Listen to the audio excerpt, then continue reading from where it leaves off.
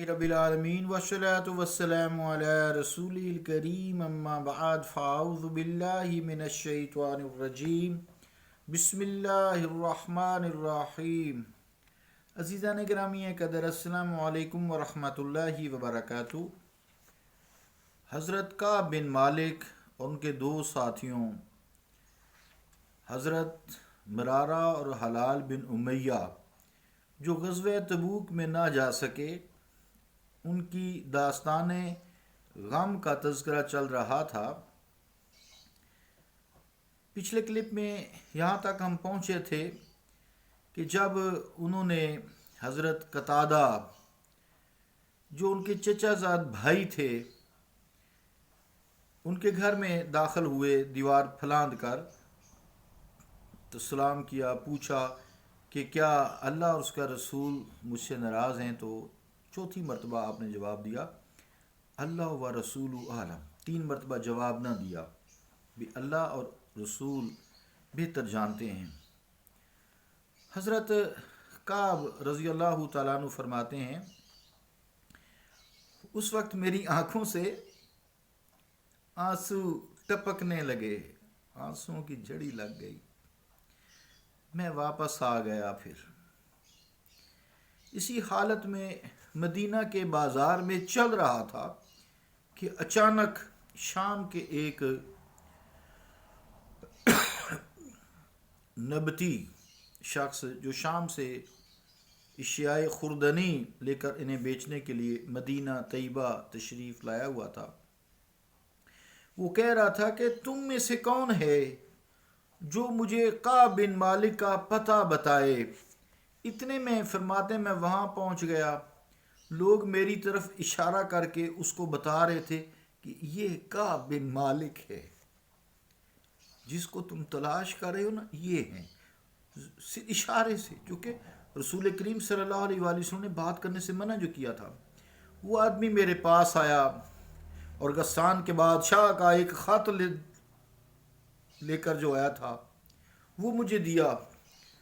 उसमें लिखा था उस ख़त में कि मुझे ये इत्तला मिली है कि तुम्हारे साहिब यानी रसूल करीम सल्लल्लाहु अलैहि वसल्लम ने तुम पर जफा की है और तुम्हें अपने पास से निकाल दिया है। अल्लाह ताला ऐसे शहर में तुझे न रखे जहाँ तेरे जैसे शख्स की तौहीन की जाती है। अगर तू चाहता है तो हमारे पास लौट आ, हम तेरी पूरी तरह दिलजोई करेंगे। फरमाते हैं मैं ये ख़त पढ़कर और हैरान हो गया, परेशान हो गया, ऐसे जैसे ज़हन मऊफ हो जाता है। मैंने सोचा था अब ये जो नई मुसीबत ख़त वाली आ गई है, ये तो पहली मुसीबत से भी बड़ी है कि अहले कुफ्र व शिरक अब ये मुझसे तवक्को करने लगे हैं कि मैं इतनी सी बात पर अपने आका अलैहिस्सलातु वस्सलाम का दामन छोड़कर उनसे आकर मिल जाऊंगा। मैंने उसका कोई जवाब न दिया। सामने एक तनूर में आग जल रही थी, मैंने वहाँ जाकर उस ख़त को उस तनूर में फेंक दिया। मैंने हजूर करीम सल्लल्लाहु ताला अलैहि वसल्लम की खिदमत अक़दस में हाज़िर होकर अपनी बदकिस्मती की शिकायत की कि या रसूलुल्लाह, आपने मुझसे रुखे अनवर फेर लिया है।